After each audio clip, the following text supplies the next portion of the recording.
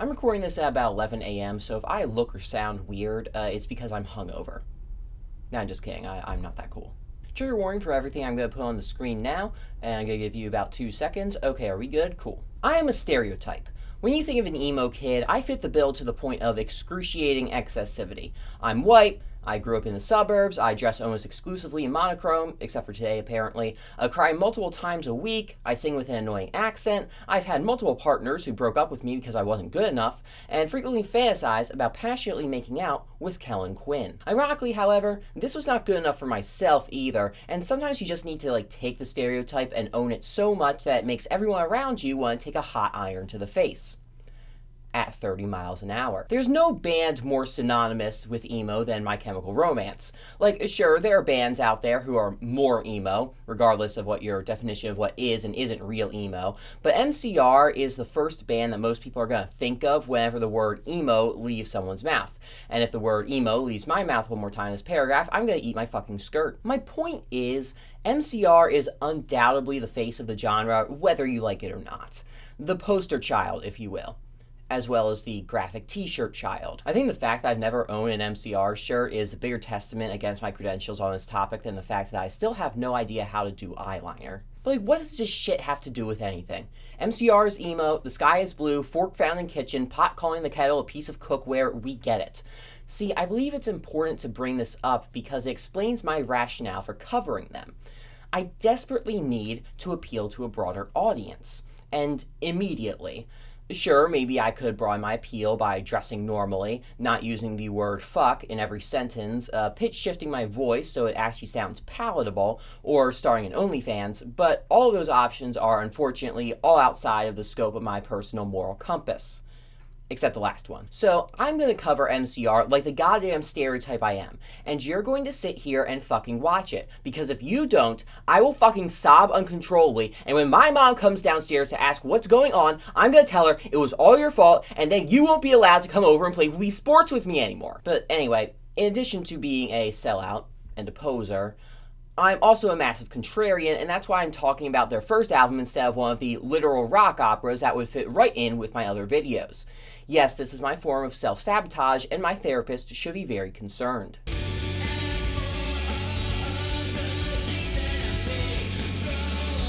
So there's this guy, right? His name is Gerard Way. He has a younger brother named Mikey, and they grew up very close to each other, both emotionally and geographically. Gerard and Mikey were, in some twisted sense of fate, cursed to be born into the complete hellscape that is North Jersey. See, perhaps one could view this as God's way of punishing them for pioneering the stereotype that will eventually give rise to this channel, but one can only speculate. As kids and later teenagers, Gerard and Mikey would become fascinated with anything dark and morbid, including a massive array of horror movies that would bum their parents out, a bunch of very graphic novels, Iron Maiden, The Misfits, and being traumatically caught in a comic store while it gets robbed at gunpoint. Something, life is fleeting, dream big, live in the moment, blah, blah, blah, and all that. Gerard and Mikey both took an interest in learning instruments and starting bands, but because Gerard ultimately decided that he sucked ass at guitar, he gave it up in pursuit of another, much more financially secure profession: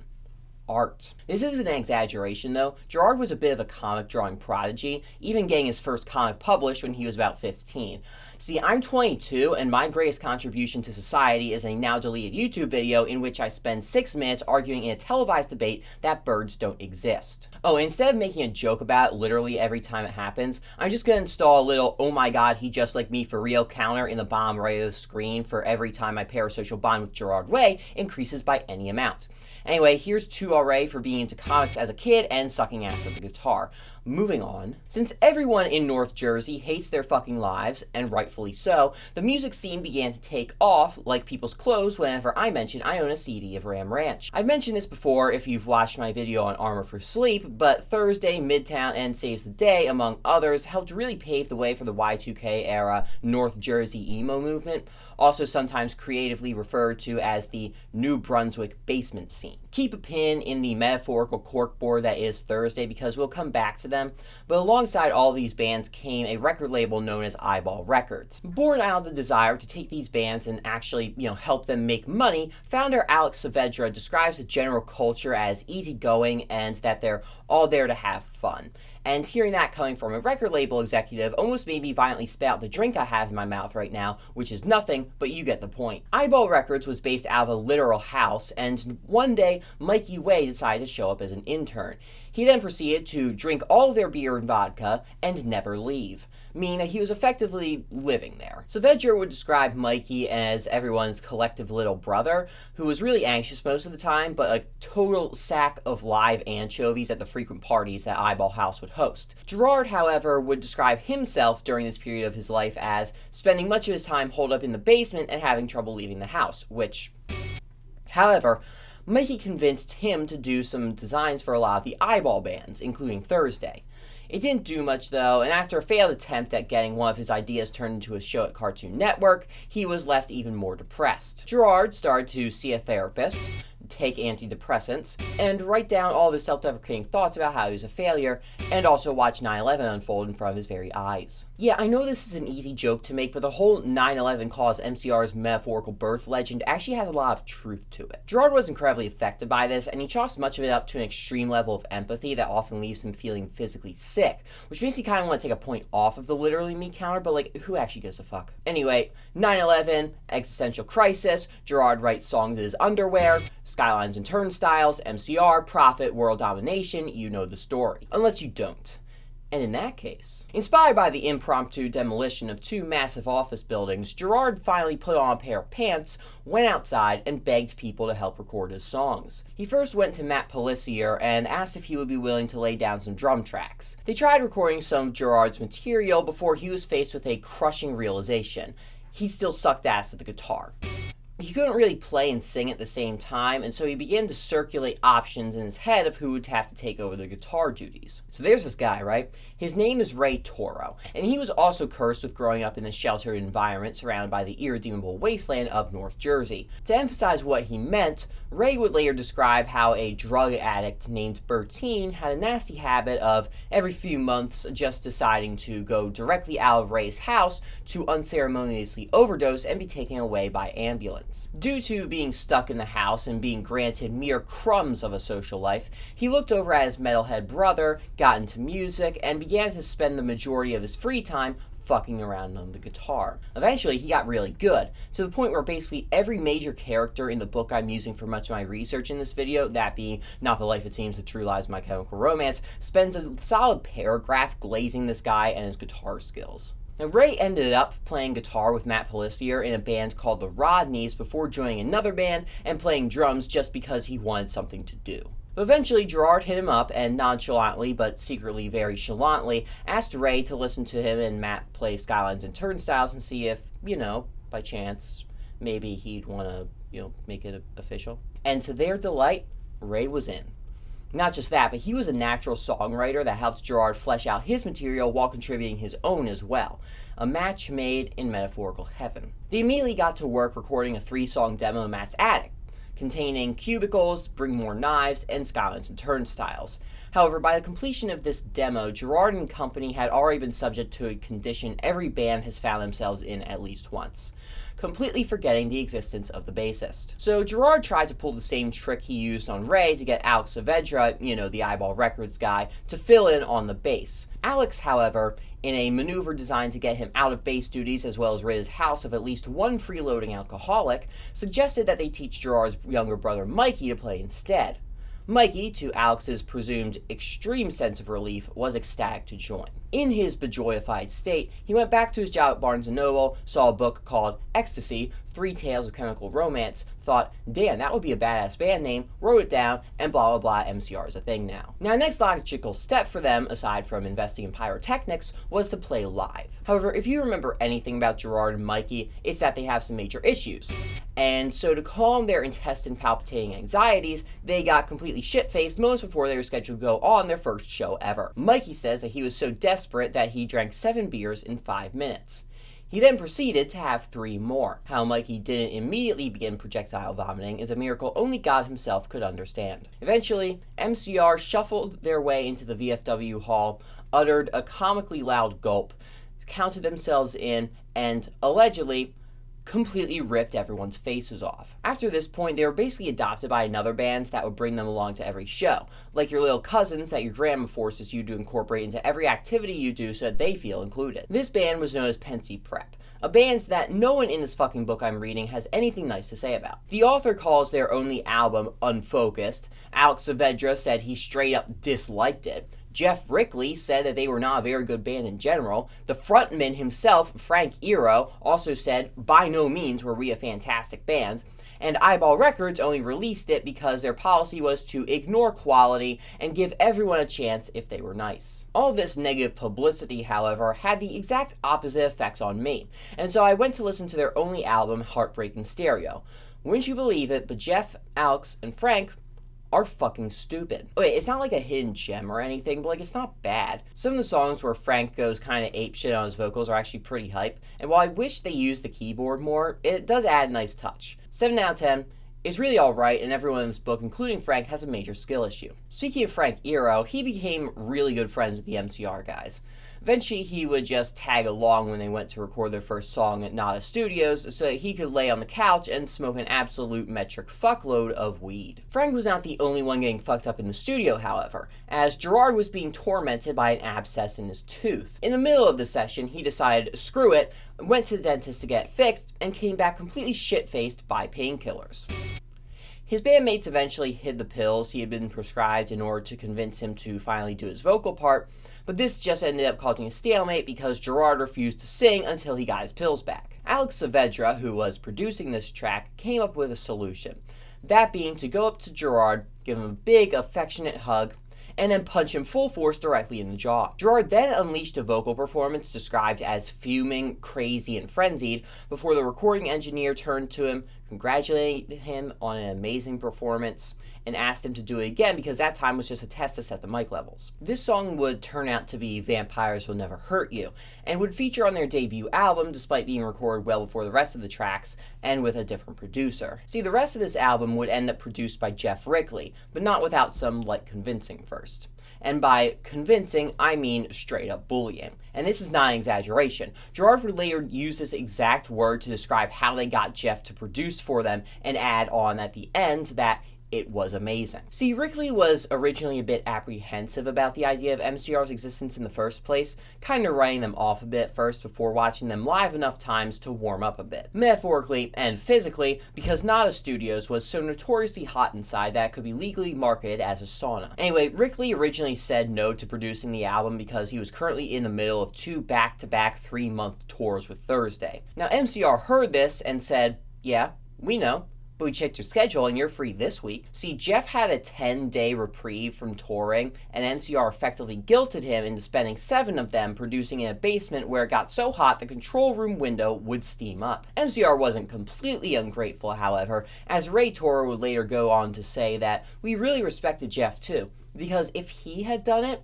he gave us the hope that we could too, which really is not the compliment he thinks it is. Jeff was also, incoming pun intended, instrumental in getting Frank Iero to graduate from unofficial hype boy to real official guitarist, not fake, for MCR. Ray was, naturally, a bit apprehensive, as we all know that asking a songwriting guitarist to give up any ground in a band is comparable to asking them to drink gasoline. Jeff went to Ray and said, "Hey sport, I know you love having all this guitaring to yourself, but you come up with so many parts.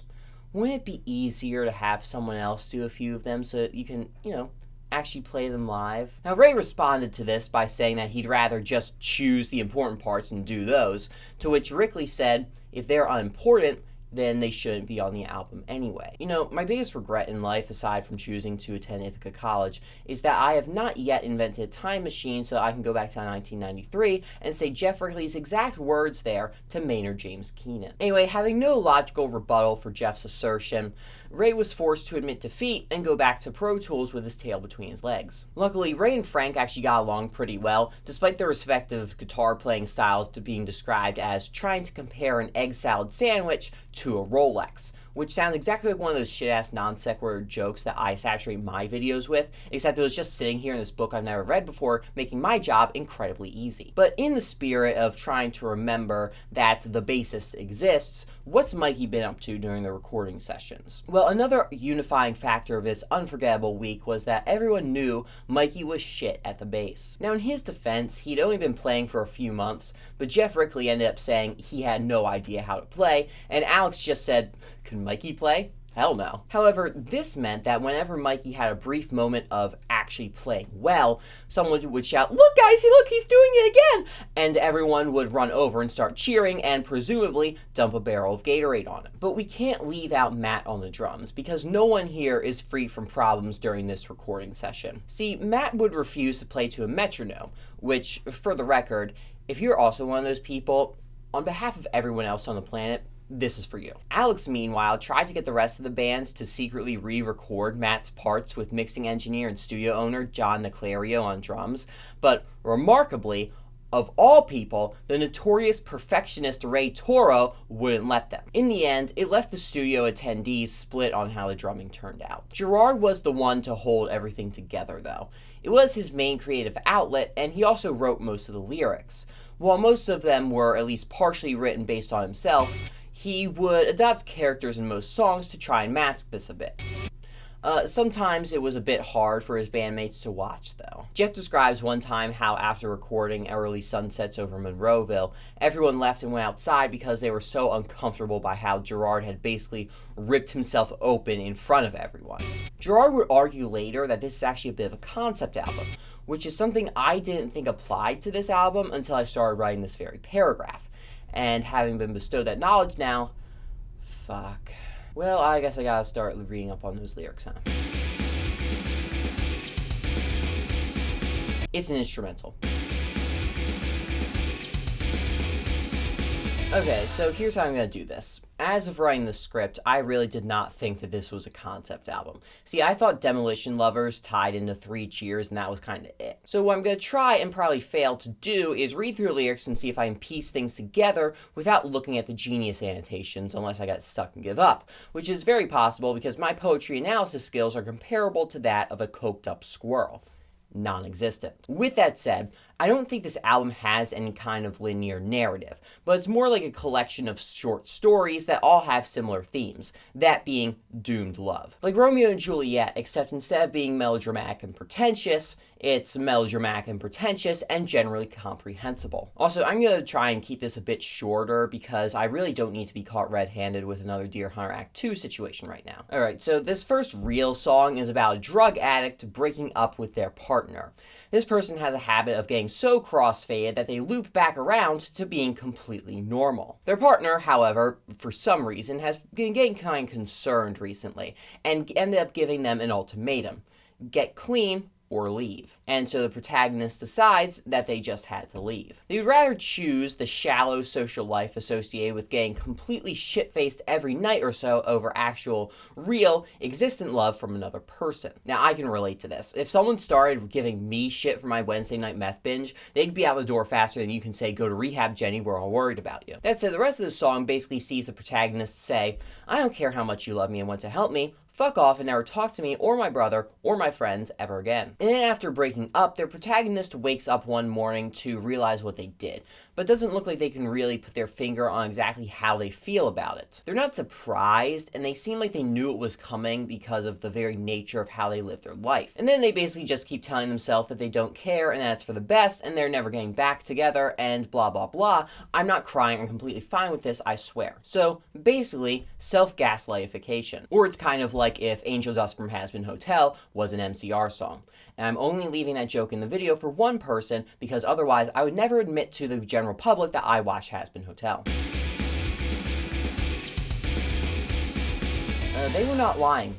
This shit's about vampires. Now, if you know anything about me, you'll know that I have a bit of a thing for vampires. I have absolutely no biases that influence that statement whatsoever.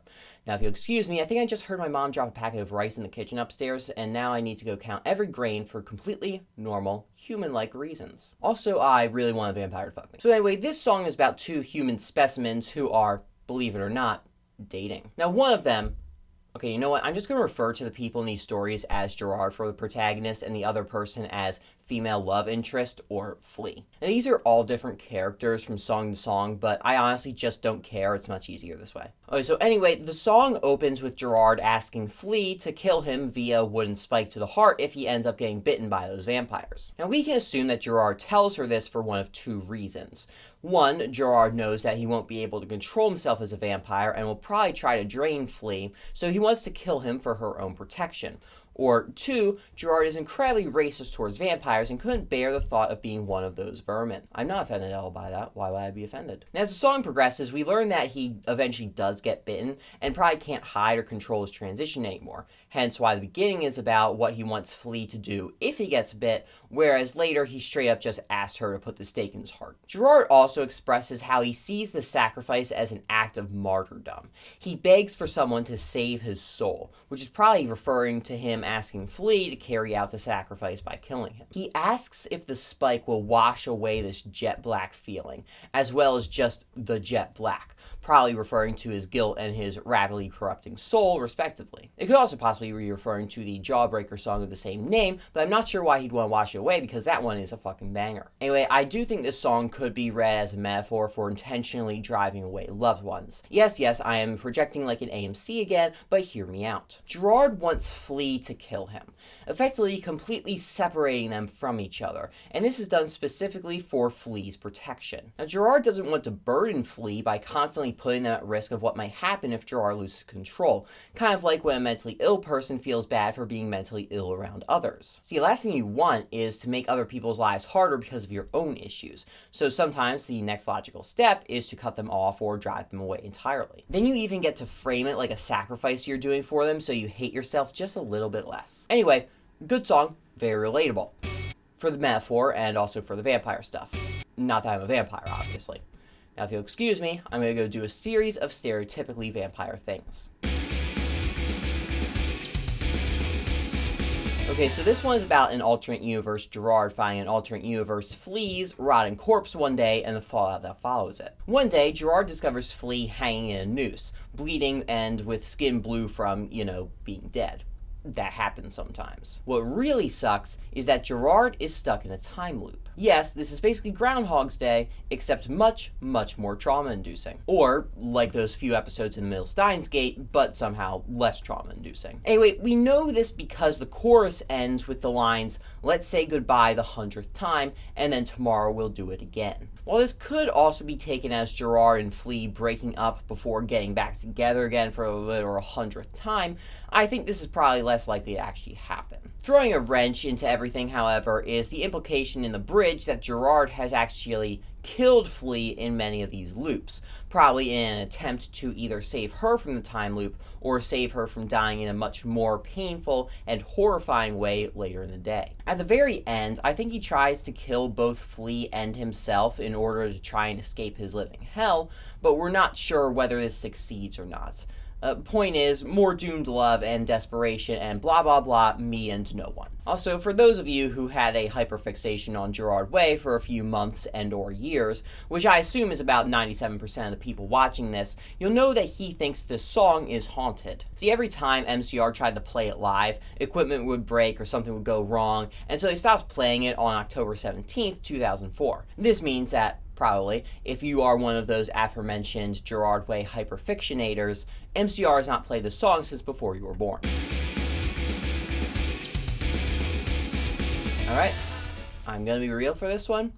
I am drawing a blank here. Maybe it's because, as of writing this, I think my brain is actively shaving off much of its mass, and the thought of thinking of something for more than 3 seconds is like trying to lift a mini fridge. However, I am nothing if not persistent. I'm also nothing if not a wimp who gives up the moment something gets hard. So I'm looking at what people are saying on Genius. God forgive me. Actually, begging God for absolution is a pretty appropriate thing to say because this song has a bit of Christian imagery in it. Specifically, the title is referencing the Virgin Mary, which... fucking loser.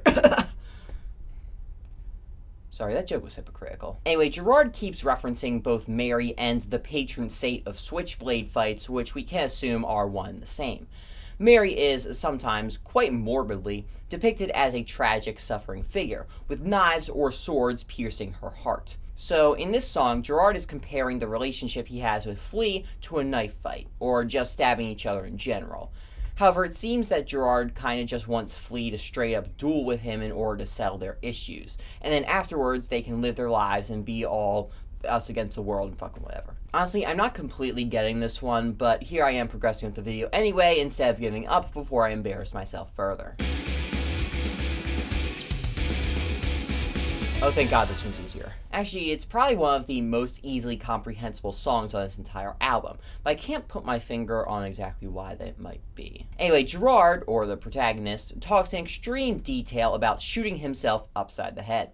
Apparently, he's been using and or possibly abusing pills for a bit now, and he semi-sarcastically says, "I think I'll blow my brains against the ceiling." Now, it's kind of implied that he's been doing this to cope with some really painful memories, but that even his excessive self-medication has lost its efficacy by this point. But Gerard puts two and two together and realizes that you can't have painful memories if you're physically unable to engage in any kind of remembrance, as you can't rememberify anything if your brain isn't fully intact. So, naturally, the best course of action here is for Gerard to give himself an impromptu lobotomy. But lacking the proper tools to do so, he turns to the next best thing: a gun. There might be a bit more collateral damage, sure, and he admits this. He knows that Flea, who is presumably there for emotional support, may be located within the splash zone, but it's okay, he says. Just think happy thoughts. And as he repeats this to both of them, sitting on the couch in a completely normal, relaxed manner, he works himself up to pull the trigger. We're not told if he does or if he gives up on his lobotomization because MCR rudely ends the song very abruptly, and we are forced to live with the burning cliffhanger. And now for the moment we've all been waiting for. It's time, everyone. Welcome, once and for all, to the MCR song about 9/11. We're finally here. Now, Skylines and Turnstiles isn't 100% about some kind of doomed love unless you read it a certain way, which I'm going to do for the sake of being able to place every song on this album in the same neat little box that is MCR songs about relationships getting majorly fucked up. You kind of read this as Gerard addressing God and expressing his shock at what just happened, or him thinking about Flea and what he's going to tell her if or when they see each other again. I'm going to focus on the latter because, again, neat little box. Anyway, it's not explicitly said that Flea was in the towers or anything, but you can tell that Gerard is still shaken and concerned for her safety, one of the lines in the chorus being, "Tell me, angel, where are you?" Now, the specific use of the word angel could imply that that bitch is dead, and Gerard is kind of calling out to her spirit, but I feel like if this were the case, the song would spend a lot more time talking about how worried or distraught he is specifically for Flea, and not just at 9/11 in general. Anyway, this is followed immediately by "Tell me where we go from here," as if Gerard is asking her to help offer him guidance on how to move on with their lives as well. Gerard is also showing his concern for Flea's own reaction to this whole thing. He wonders if she's still feeling the same as he is, distraught, shocked, and confused. He describes ice-cold hands ripping into her heart. That is, if she even has one left at this point. He knows that neither of them can unsee this or go back to the way things were before, because the sheer collective shock of this event would basically change the entire American public forever. In the very beginning of this song and at the very end, however, Gerard finds his guidance. If the world needs something better, let's give them one more reason. Now, it's not clear what exactly this reason is, but I think it's their relationship.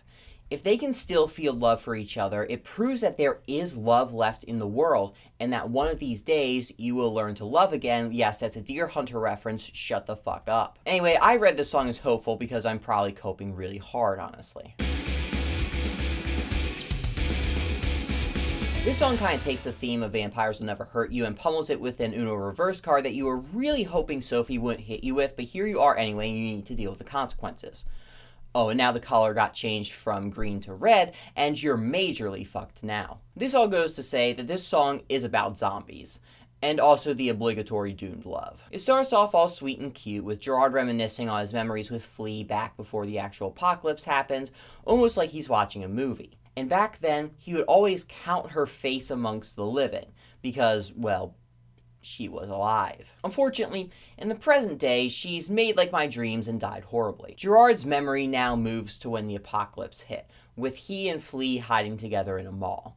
Gerard gets to live out his horror movie dreams and fight off all the zombies, but obviously he didn't fight hard enough because Flea reveals that she's been bitten. Honestly, in a genuinely touching manner, he continues to fight even more just so that he can stay with Flea while she dies. But now she's gone. She's bedridden, her eyes are vacant and stained, and Gerard knows what he has to do. He puts his gun to her head to put her out of her misery, the last words she says before she completely goes being that she loves him. This only makes it harder for him to say goodbye, and he beats himself up for not being able to bring himself to do it. Nothing he can say or do will change anything, so he pulls the trigger and leaves her corpse in the bed. You know, I kind of wanted to be funnier for that one, but kind of hit a bit too hard, sorry. Damn. Luckily, this one's a bit more upbeat because instead of being about helping the love of your life escape this mortal plane of existence, it's about helping the love of your life escape the hospital. In this universe, Gerard ends up in the emergency room for some undisclosed reason, and it appears that his roommate just so happens to be about as medically fucked up as they are hot. Now, they've both been stuck in here for a while, and it's starting to really get to them between the monitors, the blood draws, the assisted breathing machines, you know, basically just one big sensory nightmare. Now, Gerard thinks that he hears Flea say that she likes him and that she wants them to break out together. Now, it's never said exactly how safe this is or if this is a good idea at all, but it's certainly alluring, just like Flea's sexy, sexy IVs. Before we really learn how this turns out, however, the song ends, but the rest of it is basically just one long way of saying, we're gonna get the fuck out of this here someday soon. And that's kind of it. I'm gonna say something pretty fucking brave right now. I don't know if you're gonna believe this, but a lot of people, you know, they hate office jobs. Now, I know that might be a controversial take, but Gerard makes a fair case as to why in the song. The windows are stained gray, but it doesn't matter because the view is so cold and lifeless anyway. No one ever notices Gerard, but he notices someone else. It's Flea, and she works about 2 cubicles down from him. Unfortunately, she never acknowledges his existence either, at least not in any meaningful way. But that doesn't stop Gerard from dreaming about what life could be like if she did notice him. Basically, what I'm saying is that This Is You Brought Me Your Bullets' equivalent of Pink Triangle by Weezer.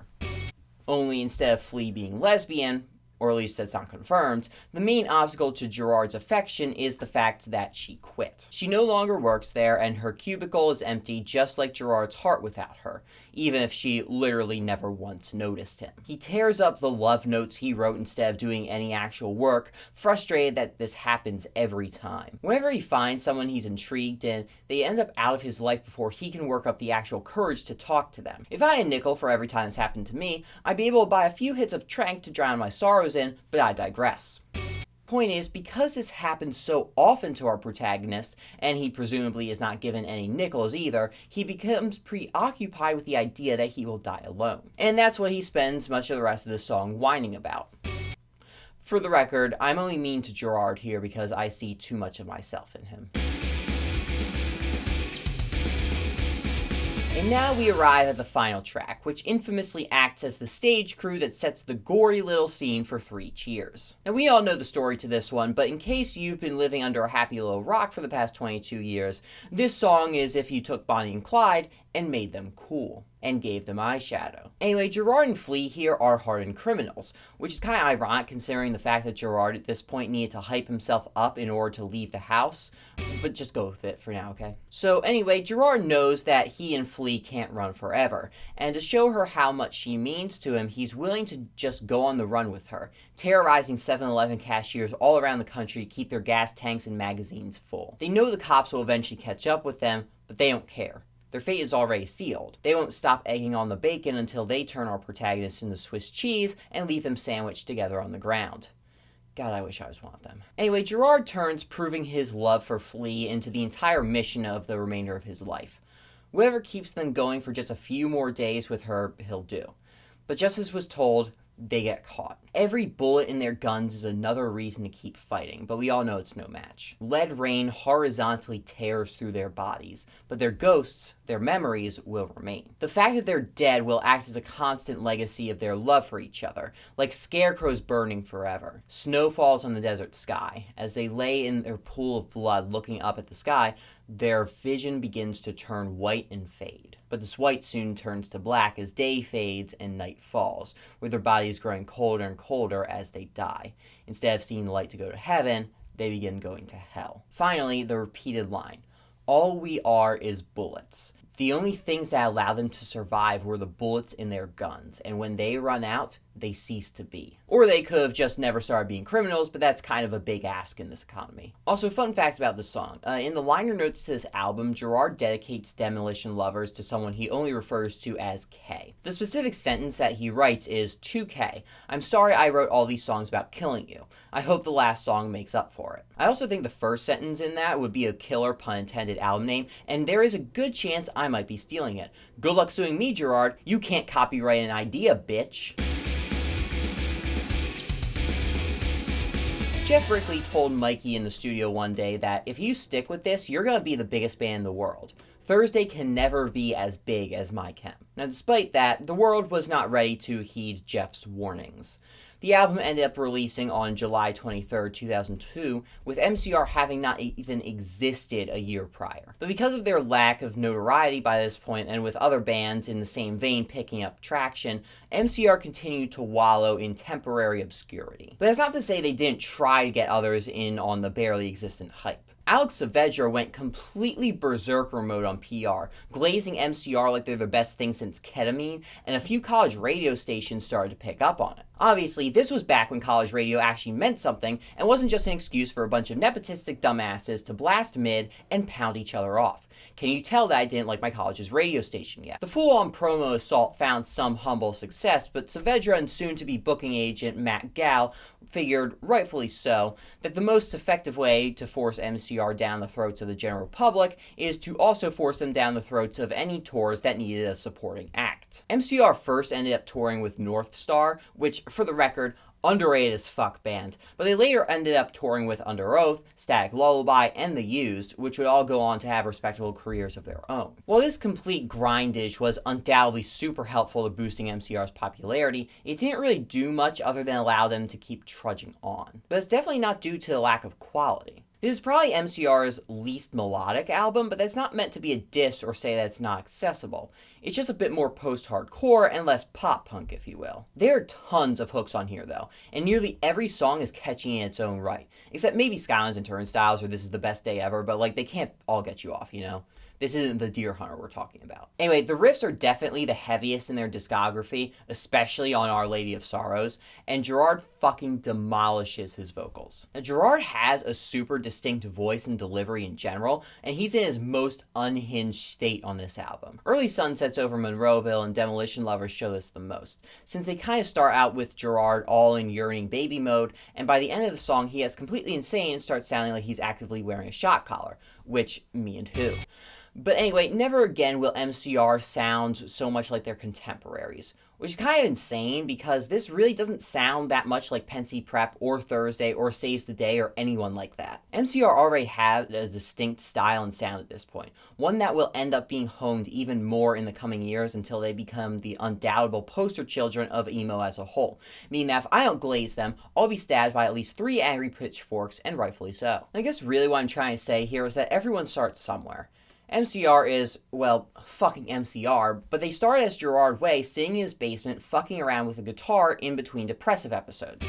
And then even after they did start to put some stuff out, they still weren't going anywhere for a while. If they had stopped there, they probably would have ended up like one of those scene bands with a cult following that dropped 1 or 2 albums or maybe an EP or 2 before being forgotten by anyone who hasn't spent an absurd amount of time plodding through the swamp that is third wave emo. You know, like Finch or Yesterday's Rising or On the Mighty Princes or Accept After C or We Are the Emergency or Of Machines or, ironically, North Star, but MCR didn't stop. They kept going. So really, I guess this entire video is just one big, overly complicated way of reassuring myself that my music and YouTube careers are not a complete 100% waste of my time.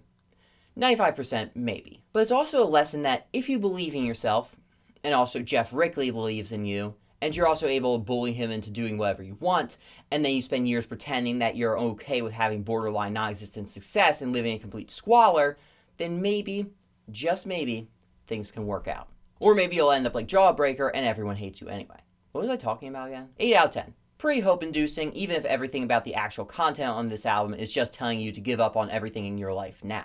Thanks for letting me waste your time, and stream my music so one day I can be like MCR, but like a second time, and also be happy for once in my life.